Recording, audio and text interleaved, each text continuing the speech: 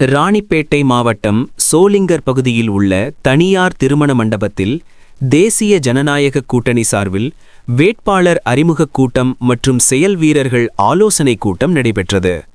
இந்த கூட்டத்தை அதிமுக நகர செயலாளர் வாசு முன்னிலையில் நடத்தப்பட்டது.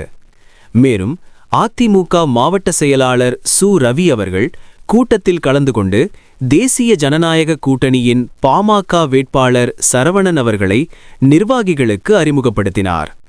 பின்னர் பேசிய அவர், சட்டமன்ற தேர்தலில் சோளிங்கர் மற்றும் அரக்கோணம் ஆகிய இரு தொகுதிகளிலும் குறைந்தது 50,000 வாக்குகள் வித்தியாசத்தில் வெற்றி பெற வேண்டும் என கேட்டுக்கொண்டார்.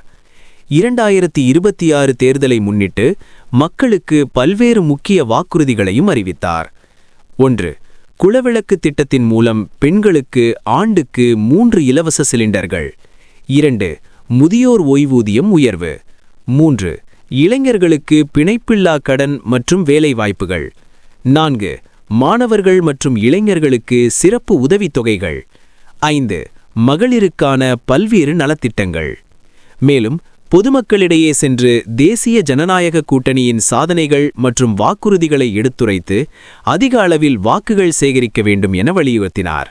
இந்த கூட்டத்தில் அதிமுக மாவட்ட அவைத்தலைவர் ஜி சம்பத், பாமக மாநில வடக்கு மண்டல அமைப்புச் செயலாளர் அ.ம. கிருஷ்ணன் மற்றும் கூட்டணி கட்சி நிர்வாகிகள் பலரும் கலந்து கொண்டனர்.